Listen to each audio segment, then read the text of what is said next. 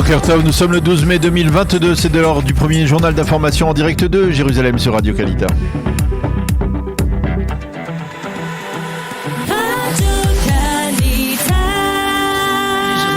En direct de nos studios de Jérusalem. Et oui, à Jérusalem, nous retrouvons notre correspondant ce matin, Daniel Haïk. Bonjour Daniel, Boker Tov, et on revient bien sûr ce matin sur la mort de cette journaliste américano-palestinienne Shirin Abu Akleh qui continue de dominer l'actualité brûlante. C'est aujourd'hui à 11h que se tiendra à Ramallah la levée du corps de la journaliste palestinienne et l'on a à cette occasion, on attend des milliers, voire des dizaines de milliers de Palestiniens à Ramallah. Ces obsèques se tiendront demain à Jérusalem et cela place les forces de sécurité bien entendu en état d'alerte, de crainte de débordement de la part de manifestants palestiniens.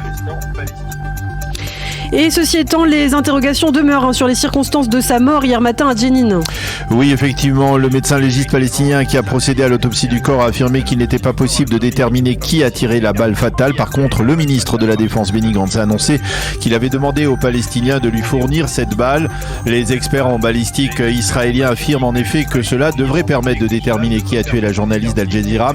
Nous regrettons la mort de la journaliste et nous avons l'intention de mener une enquête sérieuse et approfondie pour faire éclater la vérité, a déclaré Benny Gantz. C'est pour cela que nous avons besoin de la coopération des Palestiniens. Le ministre de la Défense a fait cette déclaration lors d'une conférence de presse à la presse étrangère, aux journalistes donc de la presse étrangère. Mais cela, a-t-il dit, ne nous empêchera pas de continuer à mener nos opérations de lutte antiterroriste. Et puis on a appris dans la soirée qu'Israël avait proposé aux Américains de s'impliquer directement dans l'enquête sur les circonstances de la mort de la journaliste qui est aussi de nationalité américaine. Je vous rappelle que les États-Unis ont vivement et rapidement condamné la mort de la journaliste de 51 ans et ont immédiatement réclamé l'ouverture d'une enquête transparente.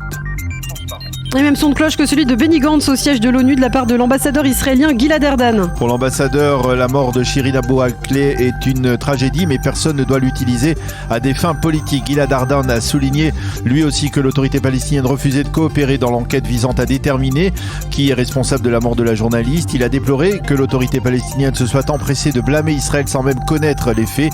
Quant à l'ambassadeur d'Israël aux États-Unis, Mike Herzog, il a réagi fermement aux déclarations de la députée démocrate américaine Rashida Tlaib qui avait accusé hier Israël d'avoir assassiné, je la cite, la journaliste et qui avait réclamé l'arrêt de l'aide américaine à Israël qu'elle avait qualifié d'état d'apartheid. Il faut espérer, a dit l'ambassadeur, que la députée soutiendra la demande d'une enquête impartiale faite par Israël aux Palestiniens. Et puis toujours en marge de ces développements, le ministre israélien des Affaires étrangères Yair Lapid a donné une interview à la 12e chaîne israélienne. Dans cet entretien, il a révélé que la balle qui a tué la journaliste était une balle de calibre 5,56 qui est utilisée par les fusils d'assaut américains M16 et que ces fusils sont à la fois utilisés par les Palestiniens et par les Israéliens. J'ai demandé 2 heures après la mort de la journaliste aux Palestiniens de procéder à une autopsie conjointe, mais les Palestiniens ont refusé, a dit Lapid. Selon lui, la réaction rapide d'Israël a permis de mieux asseoir l'argumentaire israélien selon lequel on ne sait pas ce qui s'est passé véritablement à Jenin.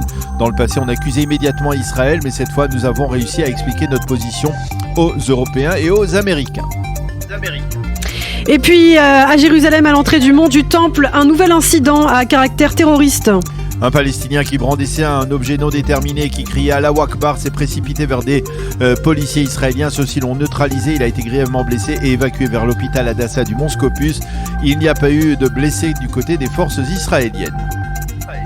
Le calme partiel est revenu dans la classe politique également hier après-midi après le retour du parti Ra'am au sein de la coalition.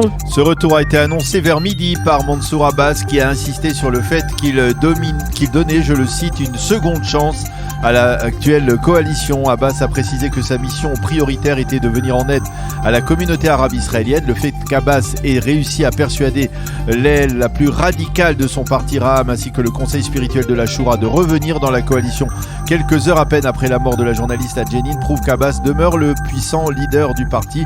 Au sein de l'opposition, on a réagi en 2 temps. D'abord en demandant à Naftali Bennett ce qu'il a promis à Ra'am en échange de son retour dans la coalition et ensuite, bien entendu, en retirant les projets de loi de dissolution du Parlement déposés et qui devaient être votés hier. On considère désormais qu'il faudra à l'opposition trouver un 61e député transfuge pour espérer faire tomber le gouvernement.